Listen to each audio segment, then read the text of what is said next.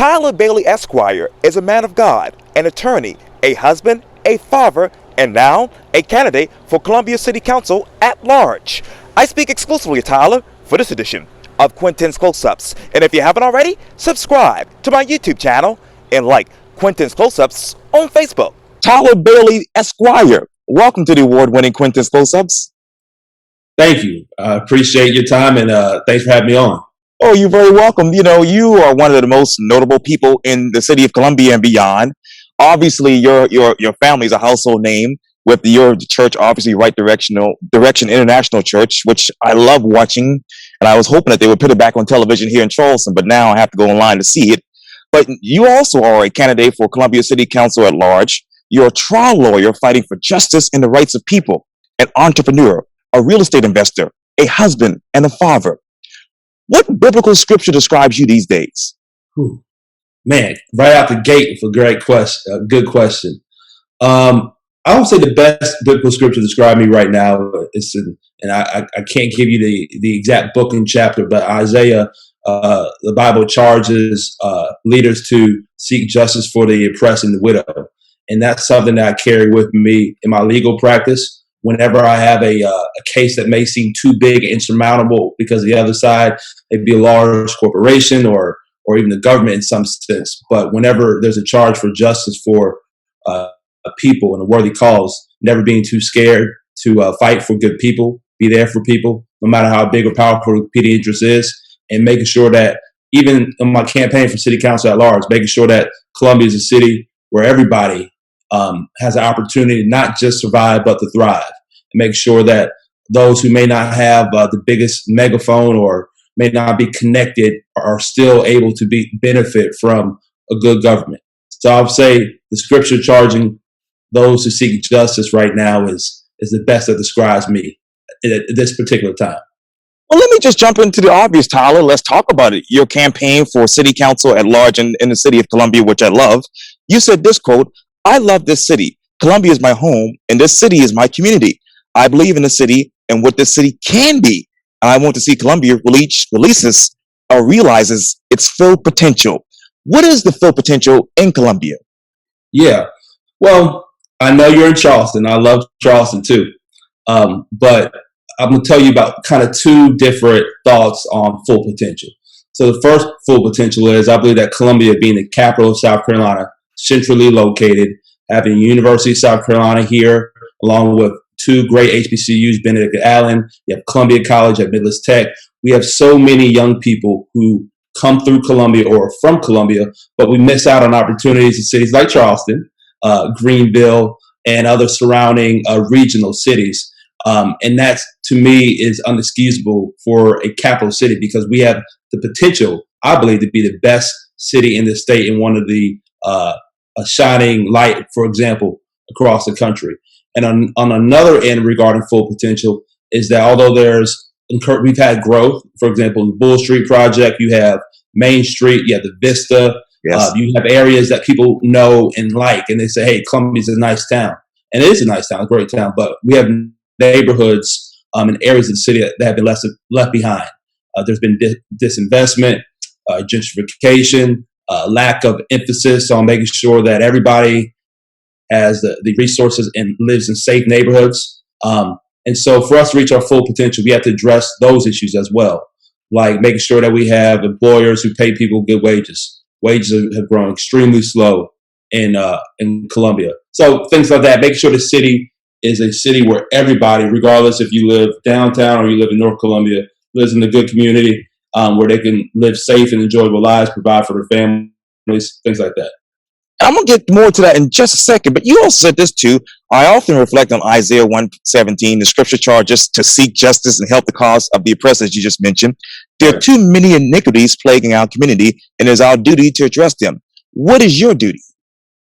Well, I believe that God has been fortunate. He's given me the ability to have my own law firm, my own platform, to make a good living for my family and provide and do justice in the community. And I believe that my duty for God blessing me with the natural skills and the ability to make change, to make sure I'm serving the community and not just serving my own family, make sure my own family is provided for. My dad always says that everybody's ministry is their immediate family, what's around them. So I have to take care of my family first. Now, but also, if I'm fortunate enough to be able to take care of my family and have the ability to serve in the community, which I do, I believe my duty is to put myself out there to help move people forward and not just be able to talk about from a philosophical standpoint without putting myself out there to actually pull people forward. And let me jump right into some big issues. You said this quote: "We have to empower our small business owners and entrepreneurs who are the lifeblood of our great city while recruiting new industry and businesses to Columbia." How do you help local businesses boost their competitiveness among other businesses coming into town? A lot of times I think maybe it's the headlines that politicians can say, hey, we recruited, this company to come here, which is great. We want to recruit industry that's going to pay livable wages so people can provide for their families. But we can't forget about the people who are from the community, who have their own small businesses, who are employing people here, who live here, who kids go to schools here. I think the city has to empower them to be more successful. And just to give you an example, when I started my own law firm right out of law school, I was 25 years old. I had an undergraduate degree in business, but learning something, actually starting a business, running a business, two completely different things.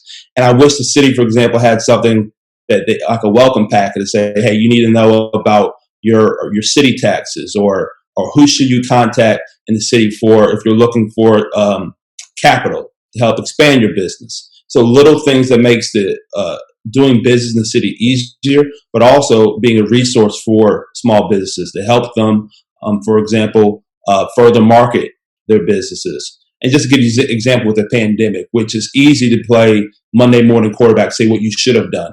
But when businesses were shut down during the pandemic, they were told they can't be in business, but there was nothing done or told to them in the meantime about reopening and how you can open your business, continue to have your employees come in and be safe, and also welcome in customers and patrons as well, whether that's helping them buy plexiglass or air filtration systems. I think there's so much that the government knows, and rather than just saying you can't do this, they should exist to help people do business, be more successful in their business, and while also recruiting industry as well. So it's twofold. Don't just recruit, but help small businesses, empower them to be more successful so they can continue to expand, which means more wages, higher wages, more jobs, and a better community for everybody here. How would you create a business preservation alliance in Columbia? Repeat that for me. How would you create a business preservation alliance in Columbia? And that's a good question. I think that what I would like to do with that, a business preservation alliance, would form a committee of respected business owners who are from Columbia or who have been here for a significant period of time. Their children are here. They've had children, raise them here. And so when I'm particular on that is because it's a different mindset for somebody who's from a community or lives in the community and running a business versus somebody who's bringing a business to the community and they're looking at it as more transactional, like what is it in it for me? I think a business preservation alliance with homegrown business owners will be really good for the city because they can kind of express some of the common, problems that business owners has with city government and make the ease of doing business easier on the permitting side, on the regulation side, taxes. A lot of times, if you don't actually run a business, but you're regulating the business, you may not understand the frustration that the business owners who are in it day and night, minute by minute, are going through. So I think it's important to have an alliance of business owners, a committee of business owners who can have the ear of the city government and who can help city government implement policy that makes it easier for businesses, which would also make us be able to, for wages to go up and us be able to recruit businesses and some small businesses to do better as well. What is the typical living wage in the city of Columbia? Well, you need to make $17.30 an hour to afford regular attainable affordable housing here. And that's part of the issue right there. We don't have a lot of businesses who are paying $17.30 an hour. It's for regular people. And if you look at it, there's recently a report that the state paper or the Postal Courier put out there saying that Richland County was second to last in wage growth in the last 10 years. The only county that was behind us is Hampton County. Right. We know lots going on in Hampton County right now, but it's really a shame. If you've been to Hampton County, it's a very rural area. Well, Richland County being the capital, the county where the capital city is really unexcusable that our wages are that low. So and that's part of the reason is we don't have a defined industry in Columbia. You have advanced manufacturing in the Low Country with Volvo, Mercedes-Benz, Boeing down that way, and then up in the upstate you have B&W, another advanced manufacturing employer that employs so many people and pays good wages. Columbia is missing that defined industry that will help our wage growth across the board. There's a lot of entrepreneurs, small business owners here, professionals who have who are highly educated, have degrees, but we need to make sure our city provides affordable, livable wages for all people, and it's a place where, let's say you went to high school or you went to you have a skill in a trade where you can actually use that skill in trade, live here, make a good wage. You don't have to work 2 or 3 jobs. Your kids being alone at night because somebody's having to work another job after they work one all day long. What industry fits the city of Columbia right now? I think that Columbia is also a place where advanced manufacturing can come. Just like Boeing in the Low Country, and then B&W in the upstate, advanced manufacturing jobs have shown themselves to be reliable and a big wage, big employer that pays good wages across the state. I don't see a reason why we can't bring that here in Richland County and Columbia as well. We have the land where we can put these plants and these factories at. We just have to bring the jobs here. And you said this quote, Columbia is full of some of the most talented people in the world. However, many of our best and brightest have left Columbia due to believing that opportunities are limited here, unquote. What has been the most important thing that has changed in Columbia in the past 4 years? Well, I think the most important thing that's changed in Columbia in the last 4 years, if you take 2 years with the pandemic, and then the 2 years before then, I think that the pandemic has forced everybody to look inside and see, what can I be doing better, or what can our city do better, and what some things holding our city back. And I think the pandemic really put an emphasis and focus on that. So the best thing I think that's happened in Columbia in the last 4 years is that we've had growth, but now us looking at the numbers and seeing that wages are the slowest, growing the slowest in Richland County, one of the slowest in the state, or we're not bringing in the jobs that we need to bring in, us knowing that we're at a crucial point now to make the changes so we're not behind Charleston if I'm interviewed with you 4 years later. I know you can interview some people in Charleston and you can say, look, God willing, I'm elected in November. Bailey said that Columbia is going to be the number 1 city in the state. And I think that the last 4 years has shown us what we need to do to improve. And so to get where you want to go, you need to know what you're doing wrong, or have a roadmap to get there. And I think we're at that point now. And that's the best thing that's probably happened in the last 4 years. What is the current population in the city of Columbia? Well, that's a good question because you have the city limits. So Columbia is interesting. You have city limits that are, it's kind of carved up pretty weird. Then you have people who live in Columbia, but not in the city, the general city limits. Around the total greater Columbia population is close to 1 million. Wow. Close to 1 million people. 1 million people. Wow. So what has been that historical population trend? So historically, in the city of Columbia, there has been demographic makeup. It's been pretty about 40, 60 African-American versus generally Caucasians, the other 60. Take a percentage or 2 down for other races and ethnicities. And the historical population of that, the city limits itself would not be where the majority of Columbia area residents would live. So I'm not sure how familiar you are with Columbia, but let's say you're in the downtown area, you get on 26, or you're heading towards Greenville. Once you pass St. Andrews Road, some of that St. Andrews Road area, that's not in the city. Mm-hmm. Or if you're on I-20, like you're going towards like Sand Hills, you're driving on that area, it's considered Columbia, but that's not the city of Columbia either. Mm. That's in Columbia, South Carolina, but not the city limits of Columbia. So the historical population has been the majority of those people have lived outside the city limits. inside of the city limits, you have between 150,000 to 200,000 people. Wow. Okay. What will be the population projection in your mind in the next 5 years? I cannot give you a exact answer on that, but I will say I think that we in Columbia have the opportunity to be, as far as the metropolitan areas. Let's look at Greenville, Charleston, Columbia. We have the mass to have the highest population. I would like to see us, of course, be the most populous area in the state, increases our tax base, and we also have the great living conditions to live here. So I can't say what I would want the exact number to be, but I would want us to be leading population.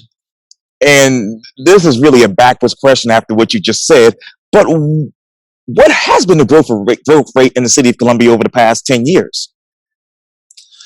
Well, we're not growing at the rate of Charleston and Greenville. And I think those are kind of the barometers or measures for it, because I mean, Columbia is real. You have the Midlands, you have the Low Country, you have the Upstate, Yes. and you also have, which is really growing, is that Rock Hill area outside of Charlotte, and that all those areas have seen a lot of job industry come in, and people come in, and in Columbia, our growth rate has been slower than Greenville, Charleston, Rock Hill, for a lot of reasons. The main reason is that we haven't brought in the jobs and industry in Columbia, which encourages people to move there, and we haven't seen that in Columbia, and that's why we're falling behind in the state. What is the city's current operating budget? That's another good question. We have, and I don't have the exact budget numbers on me right now, but I will say that the pandemic, like municipalities all across the state, we all took a hit. People weren't out as much, so people weren't getting parking tickets, or water was being ran as much as business. So we're not at the levels that we were. I can get you the information on the exact budget because the city just approved their 2021-2022 budget, and I believe in June, and I have it on my laptop that I'm talking to you on right now, but I don't have the exact number to give it to you. And as you know, a big topic right now, as you drive around any place in America right now, is obviously about unemployment. You see those now hiring signs at restaurants, hotels, and whatnot. What is the current unemployment rate in the city of Columbia? I don't have that number for you right now either, but I can get it for you. A lot of the numbers wise, I'll go ahead outright tell you, I don't have those numbers in front of me about the current unemployment rate, or let's say the current exact population, or what the exact budget is.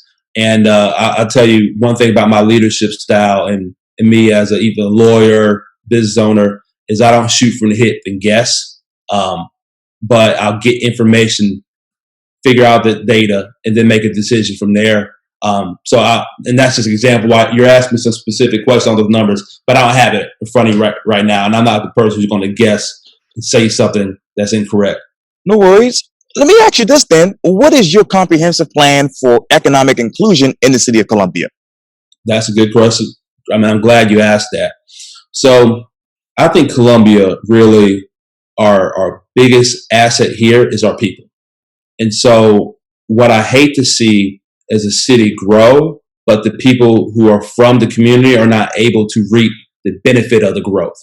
And so my plan for equity and growth is twofold. We want to recruit business and industry from corporations who can employ people at masses. But we also need to make sure, for example, when we're building projects, let's say there's a new building projects on Bull Street or on the Vista or any expansion, that local businesses and entrepreneurs here should play a role in building those projects. We should be employing people who live in the city to work on building those projects as well. So making sure that there is local participation in all economic growth and development.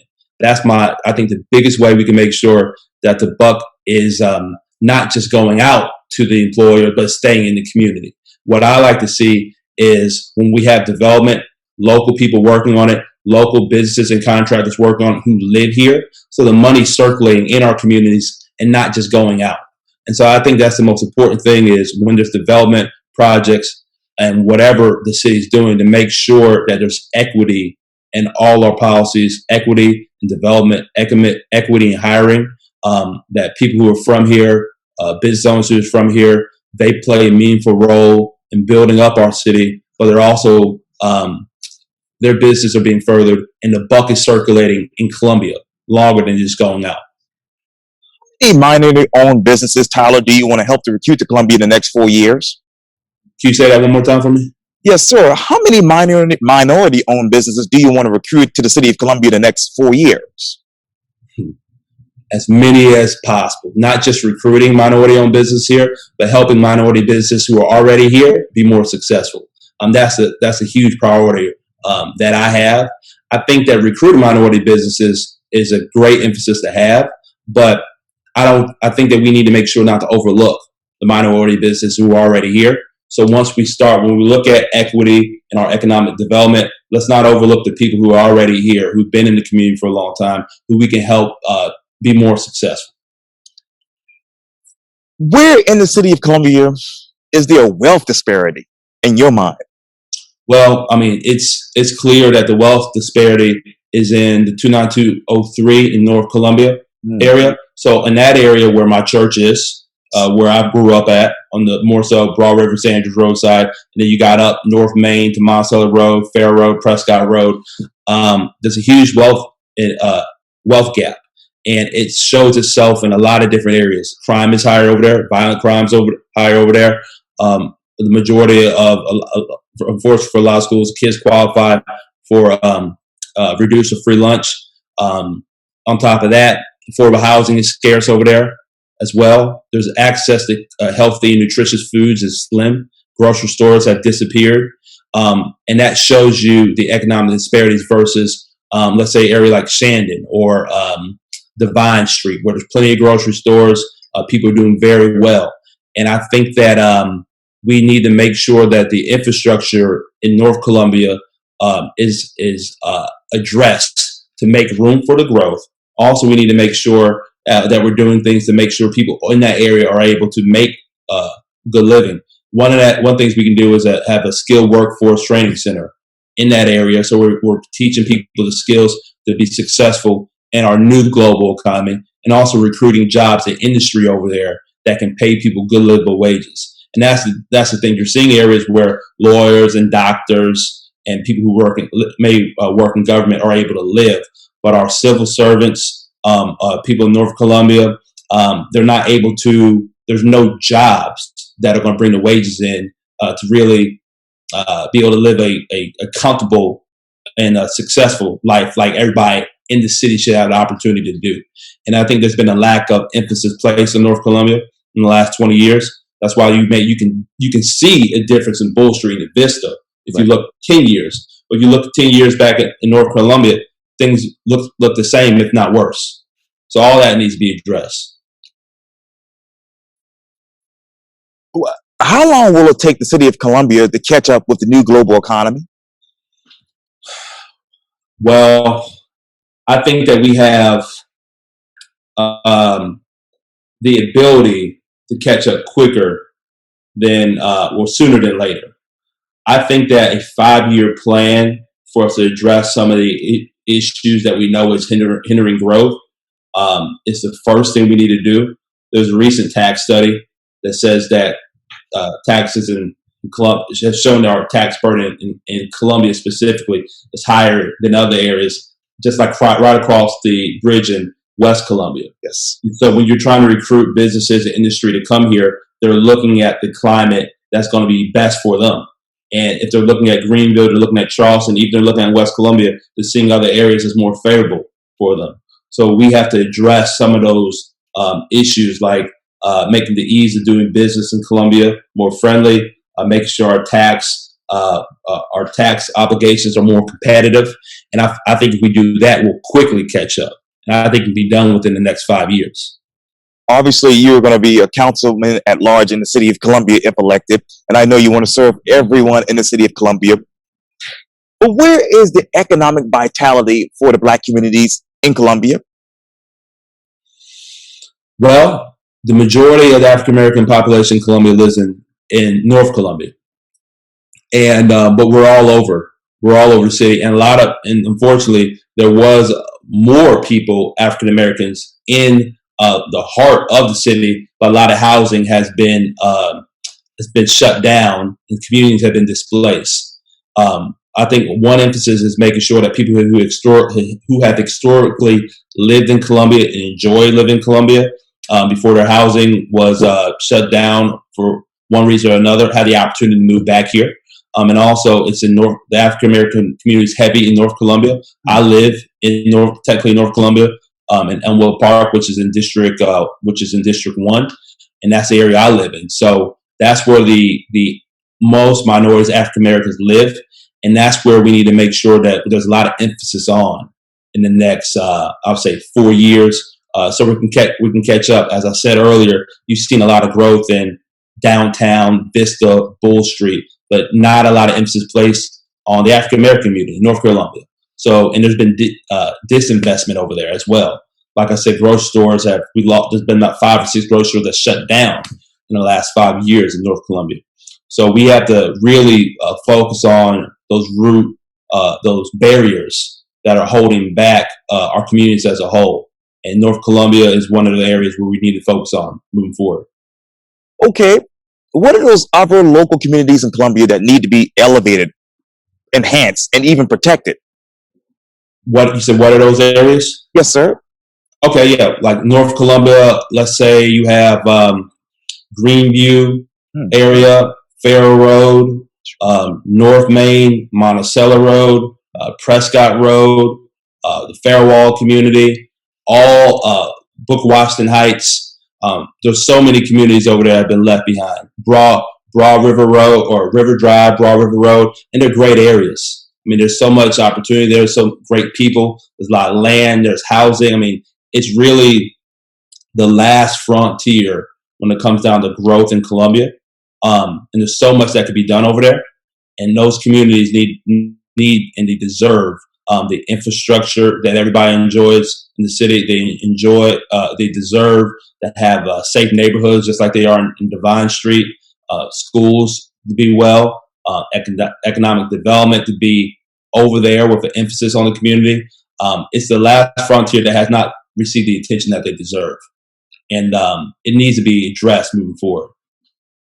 Okay, what current private and private public partnerships would you be in favor of as far as expanding infrastructure in the city of Columbia? Well, so for our water system, for example, we have our sewer and water system is dilapidated, is archaic, and needs to be updated. And I would definitely support public-private partnerships to fix our water system and our infrastructure. Another thing which I think we can do with private public partnerships on a smaller scale is code enforcement regarding shrubbery and little things that go a long way in making Columbia a beautiful city. So, for example, you can have, let's say, North Columbia, clearly overgrown areas where it just needs some hedging and grass being cut. But the city hasn't had an opportunity to get to it yet because they have so much areas they have to cover. I think, let's say, we can support locally owned, minority owned landscapers who have businesses. They would love to do some business with the city, and it could possibly address those needs pretty quickly. So that way we're addressing the needs of our constituents in the city, but we're also supporting a minority owned local business. I think that's a great way to make sure that the city as a whole is a beautiful city, and we can support minority owned small businesses like landscaping companies. So landscaping companies to help with the shrubbery and beautification of the city, but also locally owned contractors who can work on a sewer system, make sure that we can get rid of this brown water problem that we have across the city, which is a shame. It should not be happening in a city like Columbia. Wow. What's more important for the city right now? Building new homes and commercial space, or rehabbing, expanding, and actually better utilizing existing homes and storefronts? I think it's not an either or question, it's an and. I think that we could support development of new affordable homes for people, but we can also make sure that existing homes and people, let's say, who would love, let's say, for example, our police officers. A lot of police officers' wages do not support them living in the city limits. And then even if they wanted to live in the city limits, some of these houses are too expensive for them to get, or if they could purchase it, it's going to cost so much to rehab. I think the city can step in those areas. For example, in my neighborhood, Elmore Park, I believe it was in the early 70s, they had a home buying program where the city would help buyers get a down payment to buy a home if they updated it and got up to code and committed to live there for a certain amount of years. We have a lot of properties like that are abandoned in our city that we can do the same thing. We can support our teachers, our firefighters, our police officers, help them buy homes in the city and help them get the houses up to code. And they're already serving in the community. What better way to have our neighborhoods safe by helping our civil servants purchase those homes, renovate those homes, while also supporting new development to bring affordable homes and housing to Columbia. Where in the city do you identify and also develop those unique characteristics when it comes to residential, commercial, and mixed use?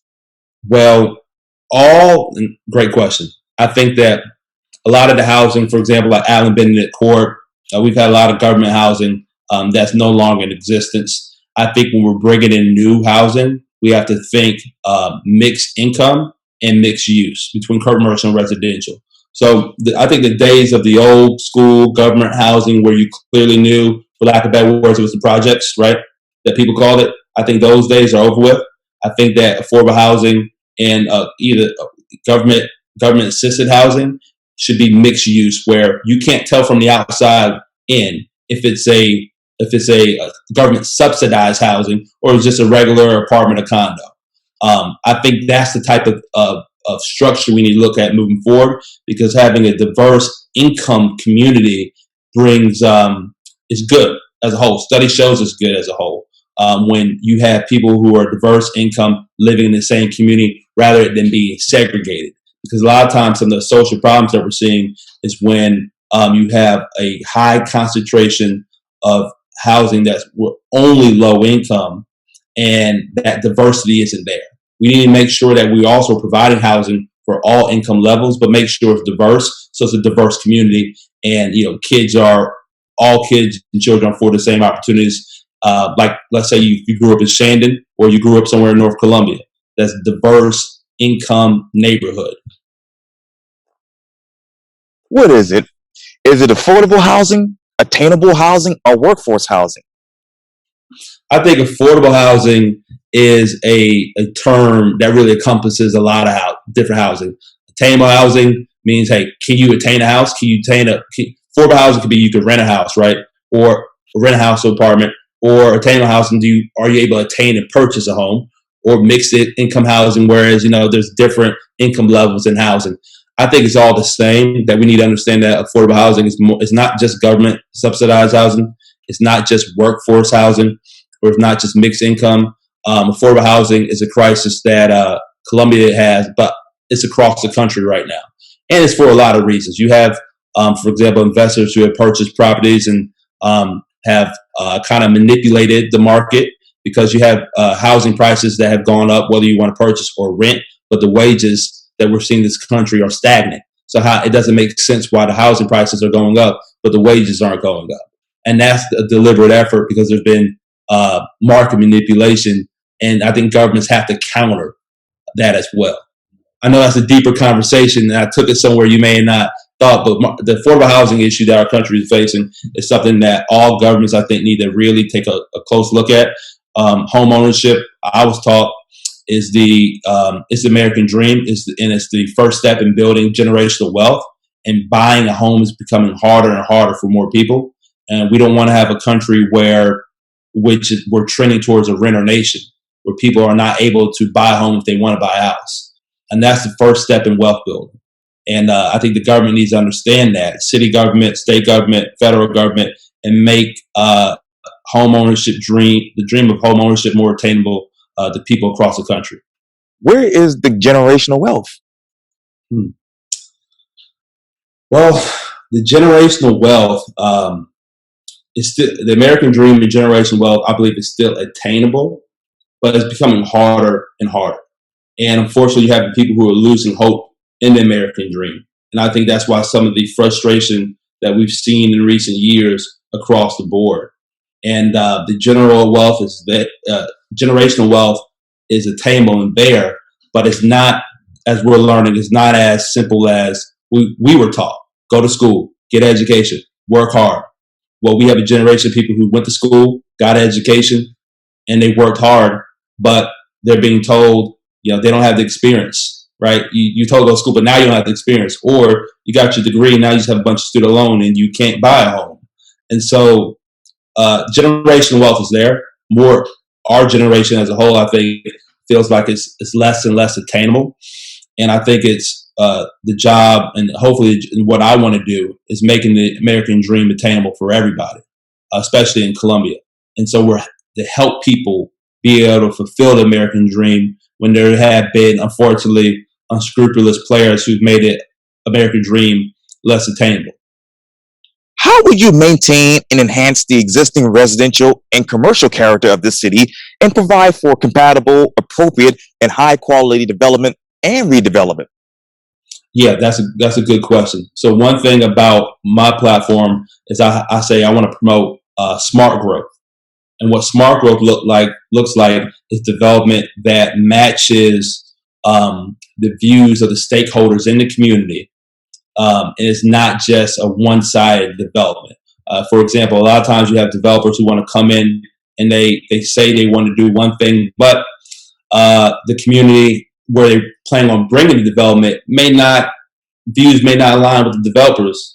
And then the city may incentivize developers to get development done, but it doesn't necessarily fit the community where it's going or the views of the stakeholder in the community. So I think there needs to be a balance. Whenever there's growth, make sure that the growth fits the neighborhood or community where it's seeking to go, whether that's housing, whether it's a baseball stadium, whether it's a brewery.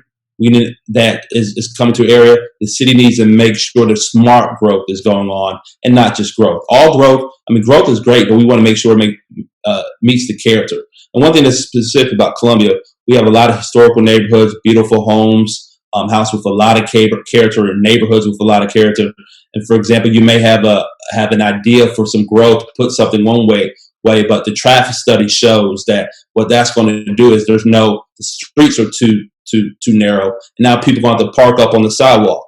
If you don't look at growth with those lens, you can have growth that doesn't fit the community where it's going. So drawing a line or making sure that the needs of the community and neighborhoods and wants of the stakeholders are being addressed with development. Make sure there's a even blend there. How would you then push for safety measures within the new and existing transportation facilities regionally? Well, one, we need to make sure as the population grows, we always have to make sure that infrastructure and safety of the community is being met. So 25 years ago, we may have not anticipated the amount of traffic going through a certain area. And I think it's up to the city needs to look at certain things like statistics of car accidents or bike injuries, to make sure that we're addressing those safety ills that are in certain communities. Just to give you an example, where my office is on Calhoun Street, a lot of times you see people running across the street to try to get across the street in time from across Bull Street because so many cars are coming off of 277. So sometimes it means narrowing, taking lanes in so you can have a bike lane. Or you don't just put a bike lane somewhere without doing a traffic study, realizing that this car's flying, that's going to cause more harm. It's really looking at the safety needs and the growth needs and the community's needs with future development, so that we're addressing everything and there's not a lot of unfortunate harm that's coming there. And as a lawyer, I know specifically when somebody gets harmed or injured somewhere, we don't just look at the injury. We look at, okay, what happened in the last 5 years? How many times has this happened? So you knew or you should have known to address these needs. And that's what the city has to do. We have to look at the historical pattern of whether it's a cracked sidewalk where people keep tripping, or there's an area where there seems to be a lot of accidents. I know one specifically, which is on Hampton and Taylor Street. Yes. You listen to the radio, you hear some new radio jock saying there's been an accident on Hampton and Taylor. Well, there's so many accidents there. Well, let's look at that. Let's figure out how we need to change the roads to prevent some of these wrecks. It's just to make sure that we're always have our eye on the ball and make sure our community is safe for everybody. I know here in the Low Country, specifically Charleston, there's a lot of traffic circles. How many of those do you want to bring to Columbia? Well, we don't have a lot of traffic circles in Columbia. I know that traffic circles, from just my own cursory research, have proven to be safer than some intersections. I would look at bringing those in areas where it's affordable and it can be done in an efficient way that's safe. I can't say a number, but that's a good idea, because it wasn't on my platform to bring a certain number of traffic circles, but I think traffic circles is something that we should look into if it's going to keep our people safer. Yes, sir. And let me ask you, would you be in favor of establishing a state-of-the-art connectivity system, that connects residents and visitors to the top attractions in city, obviously the city and recreational spots? Can you say that one more time for me? I missed it. Yes, sir. Would you be in favor of establishing a state-of-the-art connectivity system that connects residents and visitors to the top attractions in the cities and also recreational spots? Of course, yeah. Anything that's going to highlight the city and what we bring to our residents in a quick and efficient way, I would support. Yes, sir. This is the basic question, but how do you protect the existing natural environment? Well, one, we need to watch our greenhouse emissions, right? The environment is of utmost importance to me and our community as a whole. And I think that we need to make sure moving forward, everything shows the greenhouse emissions, carbon emissions, that we need to address that, whether it's city buses going green, making sure that we're 21st century to protect our environment. Also, is looking at trees. Like when we look at new development, let's try to do it in a way where we don't have to cut down 450 trees or 500 trees.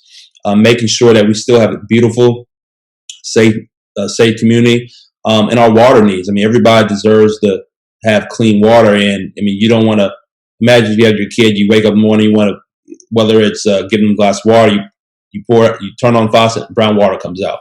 I mean, there's so much stuff we have to fix for us to be continue to be the state of our 21st century city. I believe we should be, and making sure that our environment is healthy and clean for everybody. Our water is safe, our air is clean air, that we're not polluting our environment in ways that can be addressed, needs to be at the forefront of all growth while we're moving forward, but also make sure that our infrastructure needs are being addressed to make things like clean water not something that you have to hope when you turn on your water faucet in the morning that's not going to be brown. How should the city of Columbia plan to slow outward expansion of the city limits and focus on making necessary changes within the city limits? So how should the city stop the growth of expanding the city limits, just focus on necessary change? Well, I think that annexation and growth of the city limits should come from a community who wants to become part of the city, not the city saying we should make that a part of our community. So we need to make sure that we make our city services and what we bring to constituents so attractive that we want people to wish they were part of their neighborhood or their house was a part of the city limits. So I think that's what we need to do. We need to focus on our infrastructure, our services to our constituents, so that people want to become a part of the city limits. And I think that's how the growth of the city should occur, not us looking to whether it's a certain population, a certain neighborhood. We want them to be a part of the city, because I think every city wants to increase its tax base. And so that's what I would like to see for Columbia. But we need to make sure that the people want to be a part of the city limits rather than us just wanting to grab them to expand our tax base. We want our services. We want the city to be so good that people want to become a part of the city. Okay, how should the city explore multiple sources of revenue to minimize any risk to the city's current financial stability? Well, we have to look at more sources of revenue. I mean, there was a study the other day that showed that student housing is the number one property tax generator for the city. And I love the universities. I love student housing, but we have to have a diverse income base. Our main employers here are government, education, military. We love all three of them, but we can't be reliant on just a certain amount of industries or a certain amount of or a certain sector for property taxes. We need to continue to be a diverse city on a diverse tax base that we're bringing here. So that works in a few ways. It works in supporting other. We've done a lot of incentives for student housing, which has been great, but we need to incentivize other development or make other type of development easier, so it's done at a higher level. Whether that is workforce housing, housing. For example, when I moved to Columbia, when I moved back home, right out of law school, me and my wife, we wanted to live in the city, and we had to buy a fixer-upper that was in the heart of the city, and it was expensive for us, and we didn't even know what we were getting ourselves into because we didn't have any money to really renovate it. So looking at stuff like that, looking at housing for young families who want to live here, people who want to work and play here, but they can't right now afford to do so. Making sure that we're not becoming so reliant on our stable industries like military, government, and education. Make sure we're bringing other industries as well to supplement that, like advanced manufacturing, like I discussed earlier, or mixed income housing. Those are things that we can do to increase our tax base. And so we're not relying on the university, which is great. We love USC. We're not wholly reliant on students, and we're not wholly reliant on Fort Jackson or on people who are employed in education or the government. We got to expand from there. If we don't expand from there, Columbia it has enough to always be a stable average city, because the university's here, we have Fort Jackson's here, and we have government, right? And we also have, so that's student housing. You have three stable sectors which provide wages that typically they grow with regular wage growth trend. There's nothing where it's just a big jump, and I think that's what we need to do. We need to bring new industries here that provide a different type of wages for our people, and there's diverse where you can graduate from high school, you can get a trade, you can work there and make a good living. I think that's what's missing in Columbia, and that's a part of the reason why, unfortunately, I believe that crime is high in some areas, because people they don't have the opportunity. Unfortunately, a lot of times when opportunity is not there, people turn to crime and other things that they shouldn't be involved in to try to make some extra money. And I think that's one of the things we need to look into. And one of the last questions here: how transparent, ethical, and accountable will you be if elected? Completely transparent and accountable. I mean, I'm in this for the reason of just truthfully serving, and I believe that our local government and officials should be transparent. We have to have a transparent government, and that looks like, just for example, I've said this. I'm a lawyer already, so I know how to get access to information that a regular person may not know how to get. Let's say you're working, you have a regular job, you work 9 to 5. Well, our city council meetings are Tuesdays at 2:00. Well, yes, it's open to the public, but is it truly open to the public if you can't really be there because you have to work? They should possibly look at having it maybe later in the afternoon, at 5:30 meeting, so people can actually go to work and actually attend the meeting afterwards. Or, for example, sometimes you have plans that the city plans on doing, and they may not talk to the stakeholders in the community before doing it. I've seen, while I've been on the campaign trail talking to different neighborhood leaders, you've had city government talk about naming streets in neighborhoods after certain people, but they didn't talk to the neighborhood leaders about how y'all feel about this street being named after this person. So the city, you have to collaborate with the people you're serving. You have to be accessible to the people you're serving. You need to maintain communication with the people you're serving. That's what I do as a lawyer. And that's what, for example, I see my parents do as pastors. A lot of times people think preachers and pastors, they get up on Sunday, they deliver a word, and that's all they do.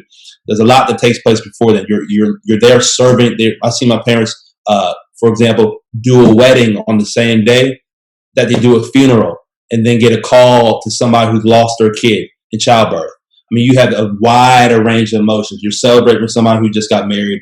You're there grieving for somebody who just lost a loved one, and then you have somebody who's on the brink of joy, but they lost their kid. That's the type of leadership style that I want to bring to city council. It's really a biblical form of leadership, serving. Leaders are called to serve, and also being there for people, being accessible to people, being an open book and transparent. And eventually, when my time's up for service, I'm gonna move on and do something else. I don't think government is something that people should do forever. At certain levels, it's good to have new blood, fresh ideas, new energy in.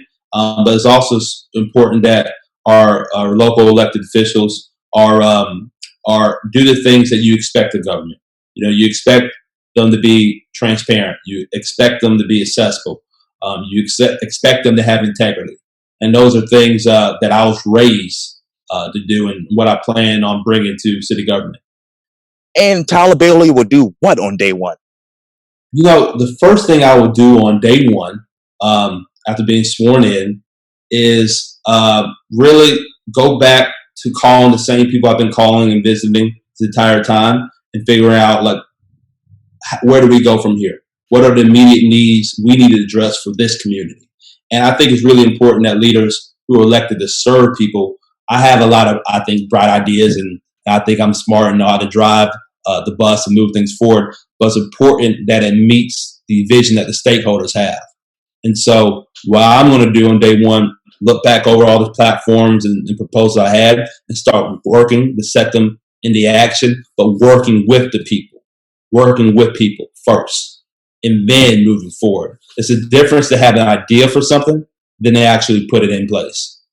Because you can have an idea for something, but you may learn something different after you talk to some of the community leaders, and how it actually will come in, how it will actually play out for people. And I've been doing that. I've been talking to people the entire time, but I'm going to continue talking to them after elected, not giving lip service, getting elected, and just doing what you see fit. It's really making sure that you're putting in the policy that's helping to move communities forward in a way that benefits everybody. And that's what I plan to do at large, be a council person who's there for all people in the city, of all zip codes, of all races, of all economic socioeconomic positions. Make sure the city is one where everybody has the opportunity to be successful, earn a good living, live in a safe neighborhood, and making sure that the city's putting in policies in place to support that.